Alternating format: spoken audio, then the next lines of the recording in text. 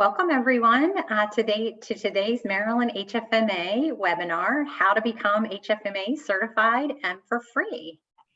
Thank you all so much for joining.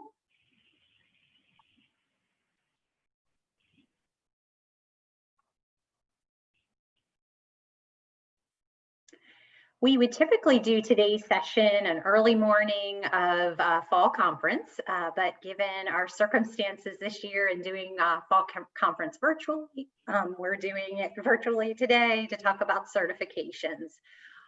With you today is myself. I am Lauren Shea. Some of you might know me as Lauren Rose. I was recently married. And we also have Danielle Lohan.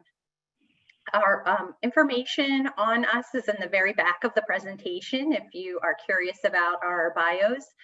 I work with Kohler Healthcare Consulting. Danielle is with Berkeley Research Group or Resource Group. And how we're going to handle today is I'm going to give some basic information on certification, some of the more technical details, and then Danielle will be joining us later at the end of the presentation to share her own experience. And the reason we're both here today is Danielle and I are co-chairs of the certification committee for Maryland HFMA. So Danielle, I'm going to let you sign off for a little bit and we'll see you later. All right, so with that, let's go ahead and get started.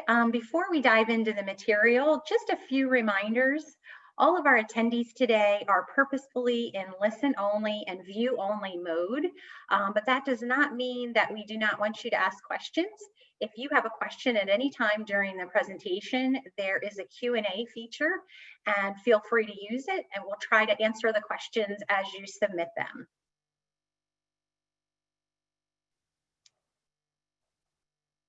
All right, our objectives for today. So we're going to talk about the different types of certifications that are available.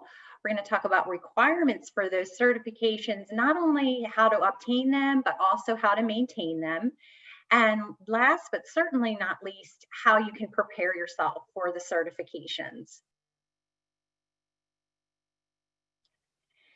So the CHFP, which is Certified Healthcare Financial Professional, kind of the cornerstone certification for HFMA. Many of you may be familiar with this certification, so we're going to start with this one. When it comes to the CHFP, first of all, if this reassures you, everything that you need for the CHFP is online. There are 2 modules.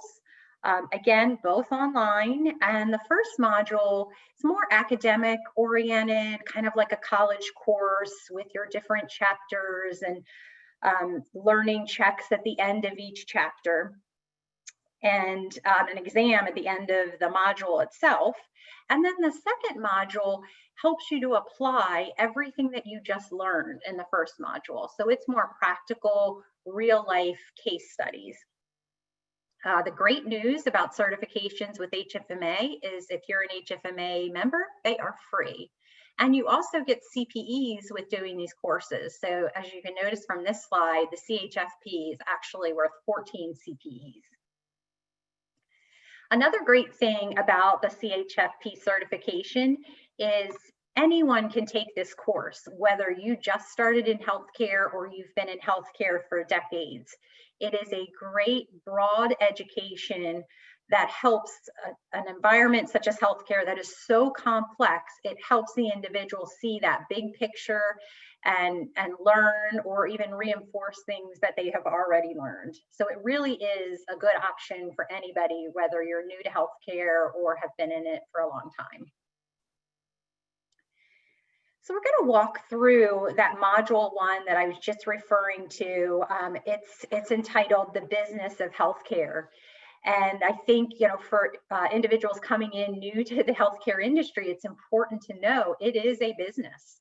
Many individuals have opinions on healthcare, but it is very much a business. And this course is super important to understand those different components. So the first module is broken down into 6 components. Like I said, they're kind of like each one is its own chapter, different sections within. And we're going to walk through those sections. Won't spend a ton of time on each one, but just so you kind of know what you're getting yourself into if you sign up for this course. So thankfully, the first section, and of course on purpose, the big picture. This section sort of lays the foundation for all of the other sections within this first module. It's good, it lays some groundwork, gives you that sort of 10,000 foot view so that as you start digging into details, you can kind of understand how the details fit in with each other. So you can see the different topics on the screen right now. But healthcare reform is mentioned in this very first section. So while it's high level, it also starts really providing some great information and is definitely worth the time going through this first section. Then the course starts to dig in a little bit deeper. So financial accounting concepts, section 2. What's great about this particular part of the course is not every person working in healthcare finance majored in accounting. Myself, I did. I'm a CPA. I took all the courses in accounting, but many of my coworkers through my career did not have those courses. And for those of us that even did major in accounting and took those courses, that was a long time ago. So it's great information, accounting type information, financial statements, reinforcing what you might already know, or teaching people that aren't very familiar with financial statements and that type of information. Similarly, section 3 takes a deeper dive into cost analysis. And same thought here. I mean, I had a cost accounting class back in college, but it wasn't about healthcare. Cost accounting classes typically focus on manufacturing and other industries. And so the beauty of this is it's focused on healthcare and how cost analysis principles are applied. So super helpful whether you have cost accounting experience or not. Section 4 starts to take a turn away from some of the basics and more mechanics of accounting and finance and look at strategy. I know when I was brand new to my career, which was way back in the mid-90s, I didn't hear a ton about strategy. I'm sure strategy was occurring in healthcare back then, but strategic focus for finance and healthcare is huge. So this particular section provides a lot of great information. Budgeting is not what it used to be. It used to be you kind of could predict and do your budget and know what the next year might have in store. But if 2020 has taught us anything, it's really hard to plan and know what's going to happen. And even before 2020, you were just seeing such a rapidly changing environment in healthcare that makes budgeting far from simple, but there's a lot of techniques and strategies that can be used. Section 5 talks about managing resources. This particular section also starts to dive in a little bit to revenue cycle in healthcare. So even if you're taking this course and say you don't have experience with billing or any of the components in the revenue cycle, this is going to give you a great foundation with that information. And again, this is unique to healthcare. So even if you went to school for accounting or finance, you probably did not have courses that talked about a lot of the components that are in a healthcare revenue cycle. The final section of the first module is a glimpse into the future, which keeps changing constantly. But it's a great wrap up of the module and looks at a lot of the trends that are going on. Business intelligence, that's a huge buzzword in all kinds of industries, and healthcare is no exception.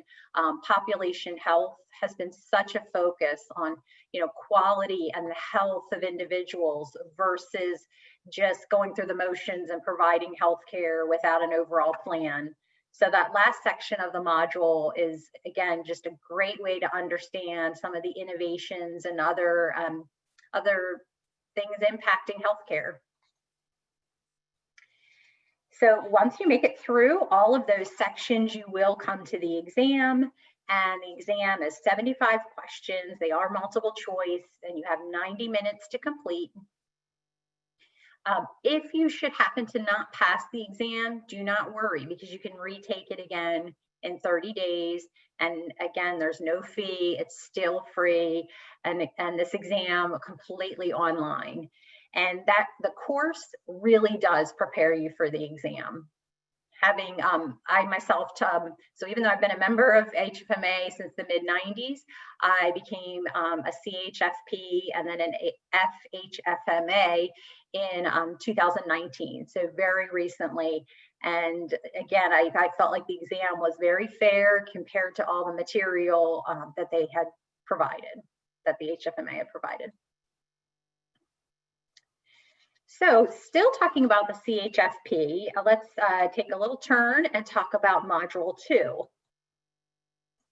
So Module 2, this is not different information from Module 1, but what this does is uses actual case studies to help you apply what you learned in Module 1. Because again, Module 1, very academic, lots of facts, lots of technical information, but for working in healthcare itself, you're going to want to know, well, how do I use this information? So in this case, this exam will be 8 case studies. Each case study has 7 questions. So there's 56 total questions. And you have 3 hours to complete the case studies.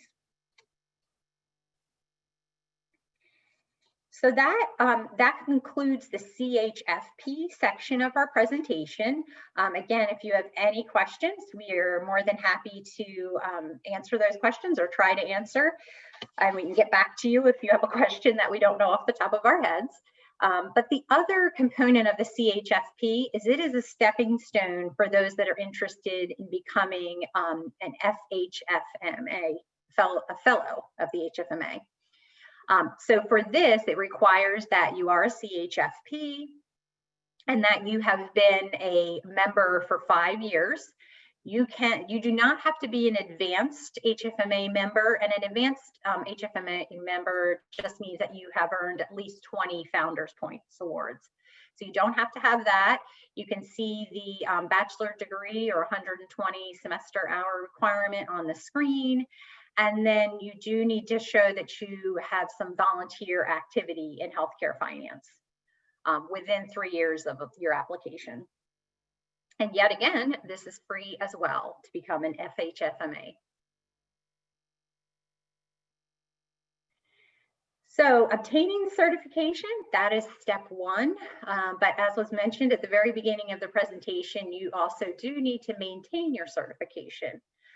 The maintenance requirements are on the screen right now, 60 hours of continuing education every 3 years. And 20 of those hours must be HFMA hours, could be local, regional, or national. There is on the HFMA website where you can put your activity in there to maintain your certification, and you're definitely going to want to do that as you're going along, as you're attending HFMA events or other educational events. Keep that updated so it's not a scramble at the end of 3 years, or worse, that you forget to do it. National does send out some reminders. Danielle and I, will try to help with that with some of our newly certified individuals too, just reminding you of the maintenance requirements. But it's important to do that, obviously.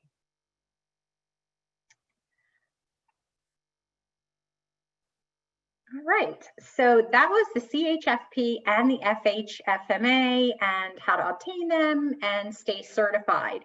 There are also 5 specialist certifications that HFMA offers. These are also free. And you can see the certifications on the screen. You can see how they're kind of taking now deeper dives into healthcare. So the first one is accounting and finance focused. The second one, revenue cycle focused. There's business intelligence, physician practice management, and managed care. You can see the different CPEs that you're eligible for each one. Now, these work very differently than what we were just discussing. The test itself, similar to CHFP, 75 questions, 90 minutes, online. You can retake in 30 days if you're unsuccessful with your initial attempt. But to maintain them, you actually retest every 2 years. It's a smaller exam, it's 50 questions, but you do need to do that every 2 years to maintain your certification.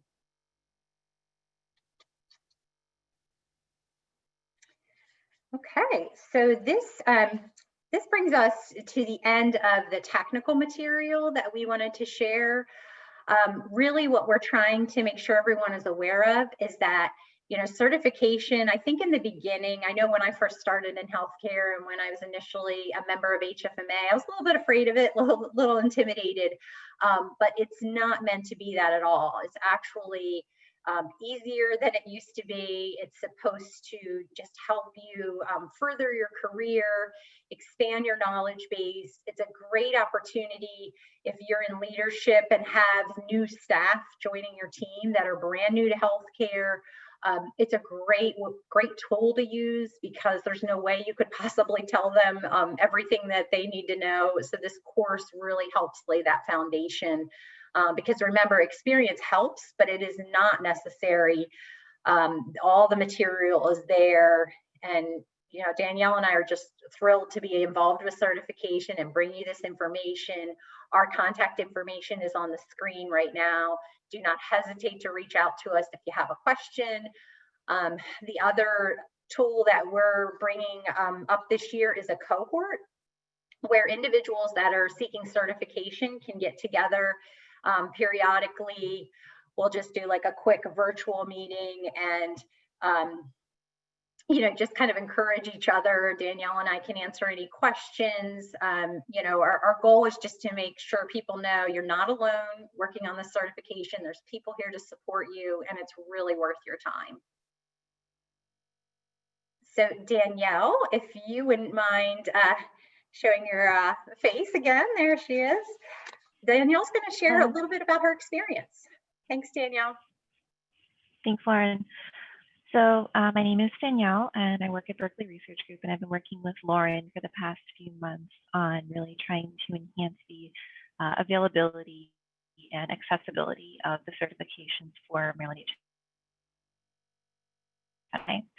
So to give a context about my background, I came from, unlike Lauren, almost no finance at all, exclusively public health, and I learned more about finance through healthcare policy and management, which is what my degrees are in. And immediately after I got my master's, I started working at the Maryland Department of Health in the Office of Medicaid Finance.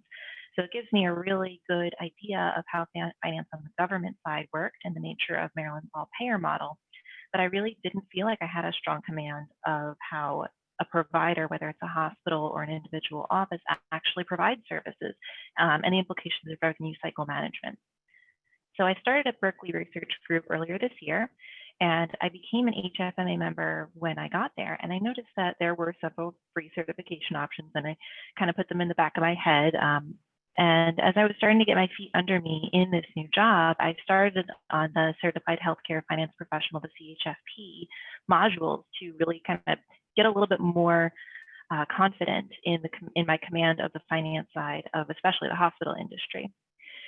And of course, during the early days of COVID-19, I found myself with a lot more availability to devote strong time to getting a good command of these issues. And I started and finished modules 1 and 2, and I ultimately earned my CHFP on April 3rd. And getting that certification gave me first more letters after my name, which, let's be honest, is kind of fun to see, but it also really allowed me to understand cost effects of healthcare finance that I hadn't personally worked in before, such as those private provider offices and implications of supply chain management. And it made me feel a lot more confident in my job because the notes that I took from those modules are just a really great resource to have when I need to check my understanding of a task that does come across my desk. After earning my certification, I encouraged one of my colleagues actually to devote a lot more time to it as well, and she ended up earning her CHFP a few weeks later. And I think it was a lot of her 20 plus years in the industry that gave her a particularly strong footing, but I'm really glad that we had this shared experience because now we're both on our way to becoming fellows of the HFMA, which, as we talked about before, you must have a CHFP to earn your fellowship. So overall, I'm really happy that I prioritized my professional development during COVID especially, and now I just have that more solid understanding of different aspects of the industry that I hadn't worked in before. Plus, I also have that networking relationship with my colleagues.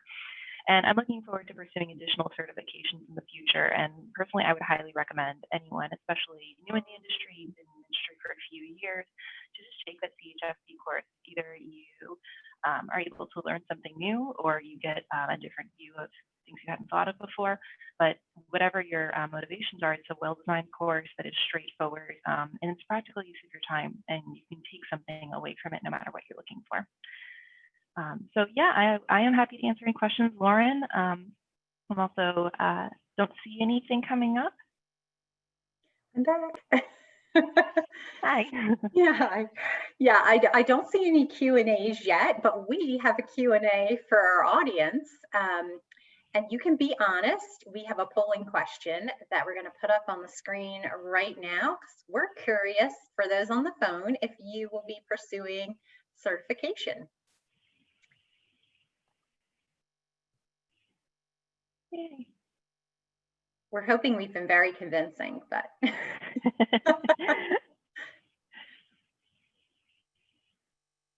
Lauren, while we're waiting for a few more people to put their answers in, we do have a question. The question is, if you pass Module 1 and fail Module 2, do you have to complete both Module 1 and 2 to earn your CHFP? I don't think so. I think once you pass Module 1, that's good. You're done. And then you Module 2, you could retake. We can double check that, but I do not. Danielle, do you know the answer to that? I don't think you have to go back and retake 1. No, I believe if you fail 2, you do not have to retake 1, but you will have to pass Module 2. Mm-hmm. Yep. All right. Well, I am happy to report that 88% of those of you on the phone are going to pursue certification, which is awesome. And 13% of you are still considering. And no one has ruled it out yet. So that's good. We both, Danielle and I both had such a positive experience from it. Very different backgrounds, situations, but both feel like it is definitely worth the time. I think we have another question. Let's see. Or maybe that's the one. Yeah. Oh, we have a question. Would you recommend starting with CR, then working towards CHFP? So this is a good question. I think it's really up to the individual. CHFP is such a great foundation that I think it's a great first step for certification. But if you are already working heavily in revenue cycle and really want to get that specialist certification and do that deeper dive into revenue cycle, I don't think there's anything wrong with doing that either. But I think what's good about the CHFP is it will end up helping you in your revenue cycle role because of giving you that foundation, and you can kind of see where rev cycle fits in. That's only the reason I think I would recommend starting with the CHFP, but really it's up to the individual. I mean, obviously these certifications do take a little bit of time. So if you're kind of chomping at the bit to really dig in and see what's in that CR certification, that's one that I actually myself am considering. I haven't done that yet, but my background is in charge master. I've always worked very closely with patient financial services. So I do want to kind of dig into that one too. I see a question about volunteer too, that the volunteer activity is required. Can you elaborate on the types of activities and particular criteria? I think the criteria itself is probably pretty broad, but what we find, there's so many opportunities to serve in Maryland HFMA or whichever HFMA chapter that you're a member of. So that's a great way to volunteer, because not only will you be volunteering, but once you start to work with your peers, whether you're planning an event or whatever you're doing with HFMA, you'll find you're learning from the volunteer experience too. So it's kind of like a win-win to volunteer with the local chapter. So, and again, if you're not sure how to get involved, just contact the board. Anyone on the board will be thrilled to hear from you and definitely have ways that you can help. Even with the pandemic where we stopped being able to have face-to-face events, there's still so much going on behind the scenes that you might not be aware of. So it's a great way to interview or to volunteer, I meant. Speaking of interviewing though, and that was not on purpose, I was going to share some of our upcoming events that we have with Maryland HFMA in October 28th. So that's really soon. That's next week. We have some mock interviews that are happening for some of our newer members of HFMA. And then in November 11th, we have a healthcare career day panel. And 11, oh, I see we have another question. Let me just finish running through these events and then we'll go back to the Q&A. Friday, November 13th, there is the first part of our Charge Master Coding and Challenges workshop, and that will be focusing on January 1 updates, so getting folks ready for 2021. And then on December 4th, there will be a part 2 to that for a deeper dive into some of the Maryland specific issues associated with the 2021 updates. Later on in December 11th, we have an entrepreneurship and innovation in healthcare event coming up. And I think that's probably enough to throw at you for right now, but we do have other events once we get into 2021 as well that are on our website. But I want to get to our questions. So we have another question that came in. This individual is a grant accountant for a healthcare company and interested in CHFP. How would this certification help me get noticed by employers in the healthcare field? Are healthcare employers interested in this certification? And how could it impact salary? So that's a great question. First of all, I think this certification does help employers to know a little bit more about your background. And, you know, Danielle, as you shared kind of how you became interested in the course, it really helped to round, you know, your experience out, I think, and show that you do have, you know, financial knowledge with healthcare. So yes, I would say that healthcare employers do look at the certification. It does help you get noticed.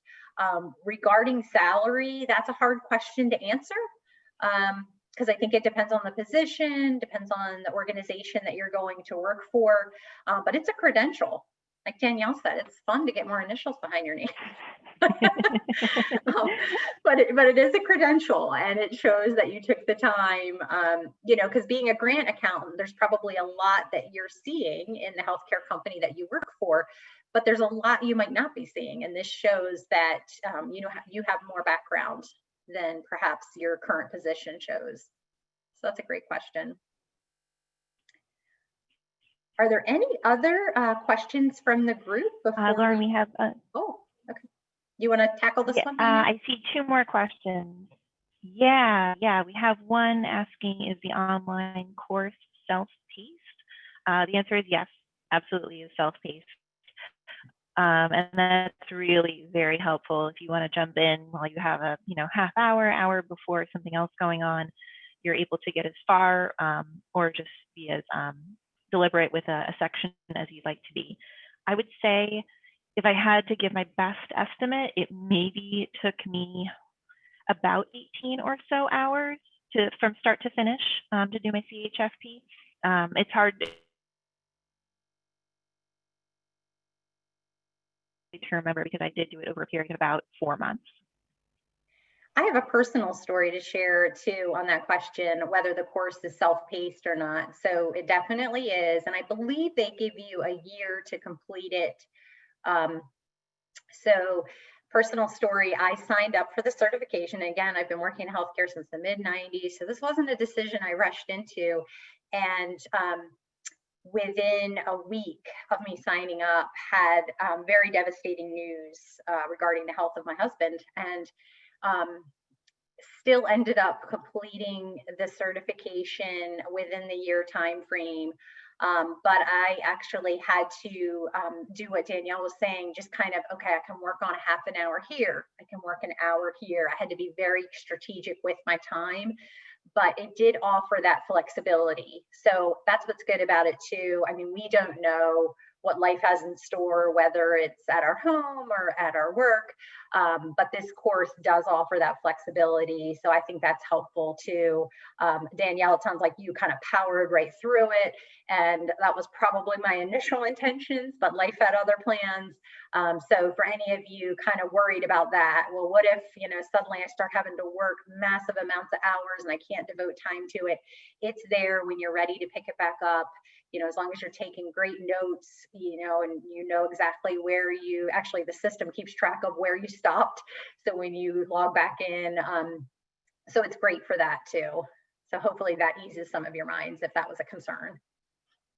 You can work on it 2 a.m. too. No one cares. And then another question I see is the exam proctored remotely or in person? It is all remote. 100% is online, and I do not believe that you have the supervision that maybe you do for some other credentials. So you do not have to schedule the exam. You can take it at your leisure, but it must be taken in one period of time. Yep. Agree, because there, I definitely, have other certifications and credentials that required what Danielle just mentioned, scheduling it in person, but this one's much more flexible. Any other questions? Oh, okay. Prior to COVID, were the exams administered at Prometric sites? Just curious because, that was the question you were just, I think, answering. But yeah, no, you don't have to go to a site. And it was like that even before COVID, because Danielle, or you took your course during, but I took mine in 2019, back when life was a different version of normal, I guess. And just to clarify, you don't, when I say proctored, you don't need to purchase or have an external camera. So there isn't someone watching you take an exam. Other exams I know do that, but this one is not like that. Right. All right. Another question came in. Do we know anyone that's completed the CSPPM? And is this geared toward independent physician practices versus affiliated physician groups? First of all, I believe we do have members with the certification, so we can look those individuals up and get back to you on who has done that certification, but I believe we do have some. We'll double check that. And I have not taken this course, but I would assume the course is probably geared towards either situation, whether the practice is independent or affiliated. I'm wondering if it's leaning more towards the affiliated practices. I don't know. We can ask the individuals that have taken the course if they feel like it kind of covers both. But considering the environment and the fact that you have both in existence, hopefully it does speak to both settings. All right.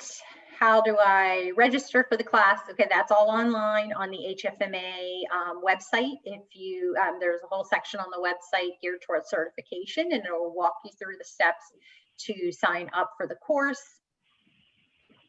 Let's see, what happens if internet connectivity is not stable while you're taking the exam and it knocks you out? Are you able to get back in to finish? That might have to be a case-by-case basis on, that didn't happen to me, fortunately. That's a good question. What do you think, Danielle? Yeah, I'm trying to remember, because I remember taking it in my basement, which is not the most, stable of connections. If I had a guess of what happened to me, because I probably did lose connection, I probably refreshed and I had to enter again, but my time kept running. I believe that's what happened. Okay, the 90 minutes, yeah. Which, Danielle, did you have any trouble finishing in 90 minutes? I don't remember it being an issue, yeah. No, personally, I think I got through the first module one relatively quickly, and I think maybe the second module, which we said is 3 hours total. Mm-hmm. I think I got through that in a little bit longer than I did the first one, because the second module is the case studies, and you have to read a little bit more and think a little bit in a more liberal arts thinking way. Right, agree. Someone asked a question I was kind of expecting. So is it an open book exam? So it's not meant to be. The time constraints are meant to that you would have studied and you would know the material well enough that you can pretty much kind of cruise through the questions. So I took copious notes during the whole course because that's how I remember information, by reading it and looking at it and writing it. But yeah, it's meant to be your typical exam like you would do for a course. Let's see, for module 1, will the questions be similar to the questions we see through the module? So like the practice questions versus the exam itself. I think they were similar. There might have been like some tricky questions on the exam, but I think for the most part, they didn't throw you too many curveballs. Like you would have read the information, had practice questions on the material. I felt like it was a fair course and exam.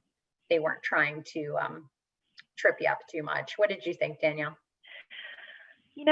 Personally, I think that the questions during the module 1 were, honestly, I thought they were a little bit easier than the exam. Just because of the exam, you have to pull in a little bit more knowledge to kind of synthesize everything. So that was my personal experience. Yeah, and I also, unless you have anything else to add, Lauren, I see one question asking a little bit more for clarification on the first bit of the session. To give a quick recap of what happened for anyone who maybe joined us a little bit later, the CHFP exam consists of 2 modules, Module 1 and Module 2. They are exams that will determine your understanding of the course topic, which is the Certified Healthcare Finance Professional exam. And there are resources that are free available as part of the CHFP certification process that you're able to read and use.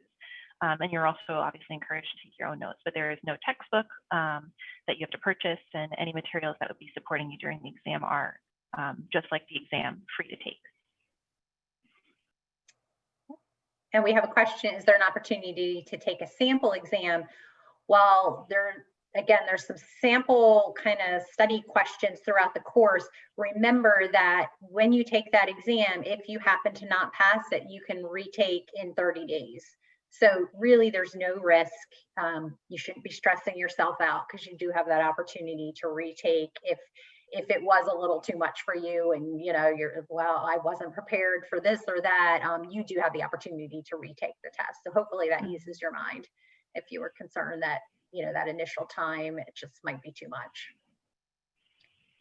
So they really are trying to work with everyone to support certification. National HFMA has really put together some great materials.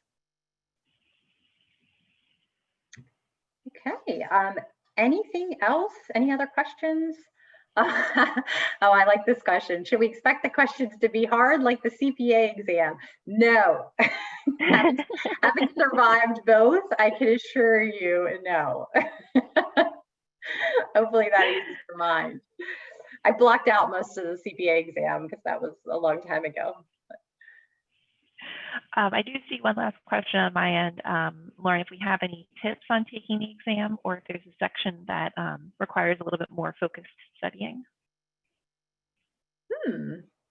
So I think that's going to be individual. If there's a particular area that you haven't had a lot of experience in, you really want to pay close attention to those particular areas.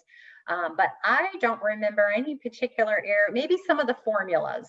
I think I really tried to memorize formulas that I really hadn't, because of the direction my career has taken me, I hadn't used some of those formulas for quite some time.